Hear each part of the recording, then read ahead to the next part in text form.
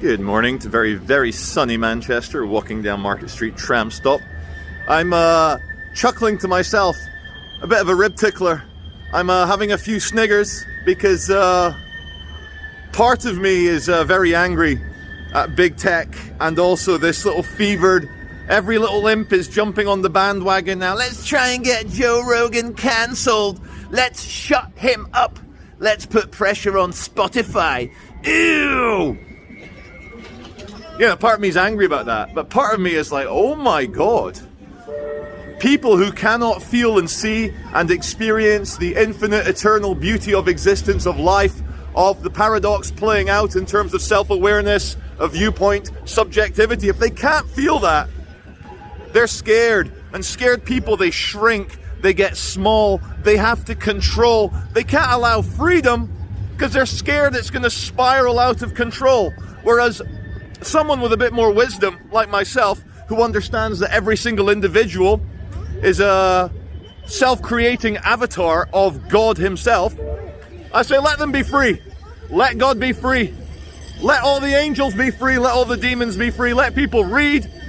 Let them see. Let them hear. Let them film. Let them experience every truth and untruth in the world, because we are allowed to discriminate. We are allowed to choose. But most importantly, we're allowed to be wrong. Do you remember back in the 80s, 90s, and the early 2000s? Where you were allowed to be wrong. Now you're not allowed to be wrong. If you're wrong, you might be right. But no one will ever know, because they'll shut you down. Because you're not just wrong. You're not just someone who's used your reason and logic and arrived at an incorrect conclusion. No. You are an evil misinformation spreader. Sometimes copyright infringement can help the copyright owner quite a lot. I've had a few things banned off the YouTube. I swear, I promise I'll stop talking about my banning. But it's been spread by others on TikTok, Instagram, Facebook, and it's getting me a lot of new subscribers. They're pouring in. These are audiences, young black men, you know, kids from wherever that usually wouldn't watch my shit. Now they're massive fans coming on board. So basically, in the words of Frederick Douglass, the American intellectual, I would side with any man to do right and against any man that does wrong. So a few days ago, our government removed any mask mandates. They've even removed today, this morning, they were going to make people who work for the National Health Service, they were going to force them to have the sheep dip. They've cancelled that. It's like, oh my god, the government's changed its mind on the sheep dip faster than I changed my mind in Bangkok when that call girl showed her big Adam's apple. Whew. Well, don't know what I just did there. So I'm watching some true crime dramas of mothers, sometimes fathers, mostly mothers, suffering from Munchausen's by proxy. Now, Munchausen syndrome is where you poison yourself in order to gain sympathy and attention. You know how people love attention. Oh, look at me, narcissism.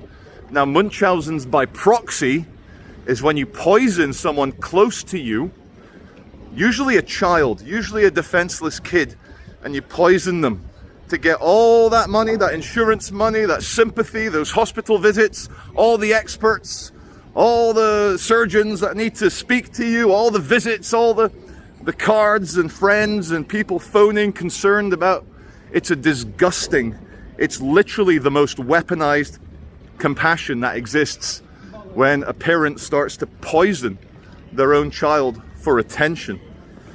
Twisted, sick, demonic. Now, when I still see people walking around, a lot of them outdoors, let's see some right here. People walking around outdoors after the government said, no more masks, no more, hey, good morning, hiya, no more masks. He wasn't wearing it. See, one of my viewers, he had a birth face on. And I reckon there's an element of rebellion twisted. They're rebelling against the government, and they want to keep the nappy on. I reckon it also allows insecure people to hide behind a mask. You know, only half your face is showing. There's also a lot of young people in their teens and 20s You've got like black designs in it. I look like a gangster in it. I look like a bank robber in it. And they've got the kind of face mask on. But mostly, I reckon, a lot of it is obedience gone mad, and also weaponized compassion. These people actually believe, they bought the fear. They really bought the fear, and they think that little piece of cloth, the little piece of cloth has done, is doing, or will do anything against Optimus Prime variant. Fuck me.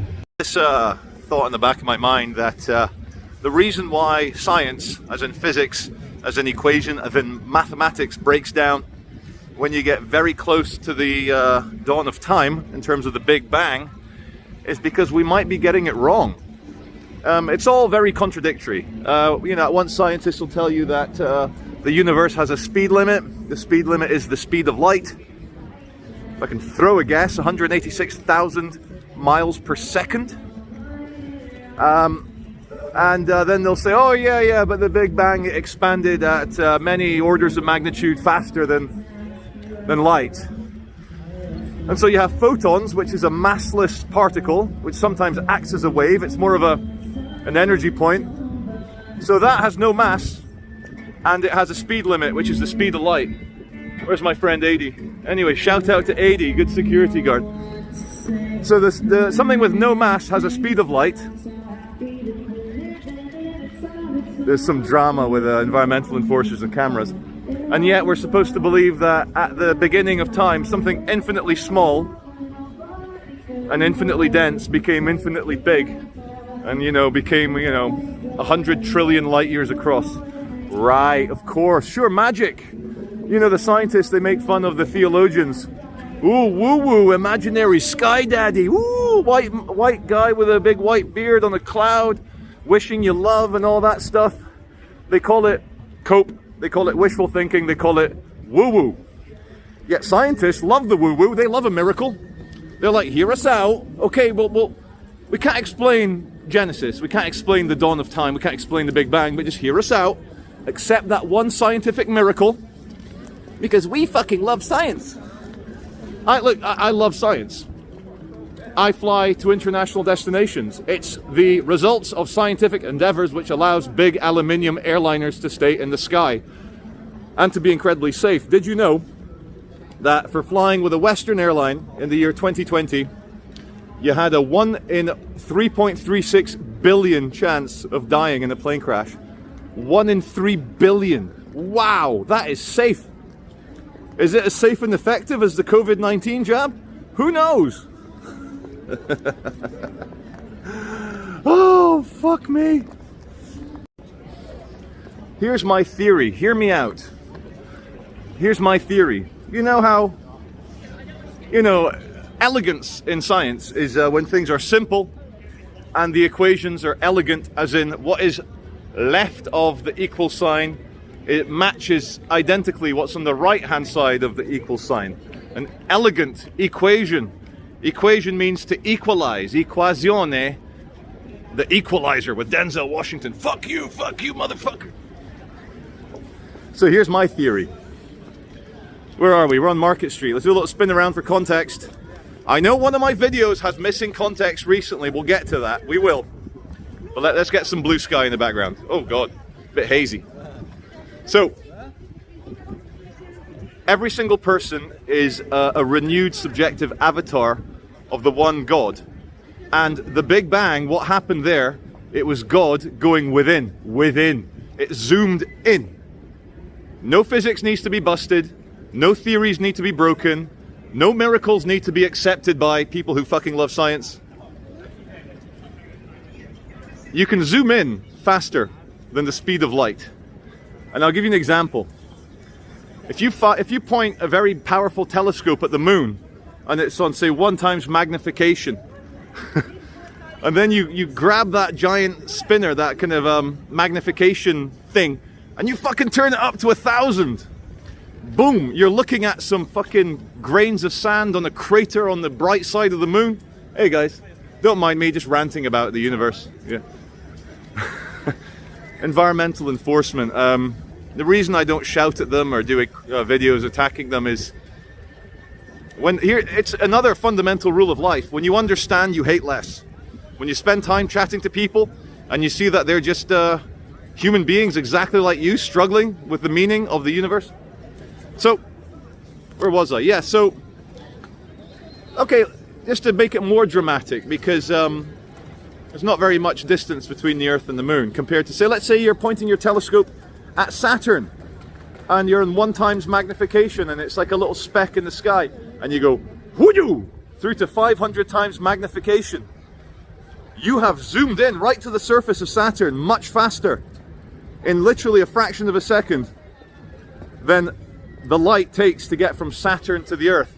I know that light takes 8 minutes to get from the Sun to the Earth. That's a long way, 8 minutes. It's probably something similar to Saturn. Now, I know a lot of my clever viewers will be now saying, no, Charlie, you're not actually seeing, you're not getting information from the surface of Saturn faster. Guy, you should take the face mask off. It's not the law anymore.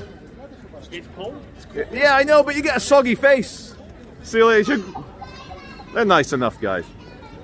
I know my clever viewers would be like, no, Charlie, you're zooming into a photon stream coming from Saturn, so you're literally seeing 6 minutes ago.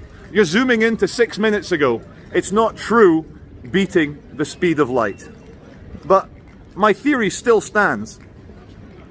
A singularity, that which they tell us is a Big Bang. Let's get some exotic background. Let's get some exotic background here. So, Katie, oh my, how embarrassing. I'm getting an exotic background when one of my female stars. I thought I saw you earlier. Yeah. Very funny. So I was talking quite in depth about photons, the universe, zooming in. Stephen Jay Gould's theory of heat death of the universe being very similar to the conditions at the dawn of time.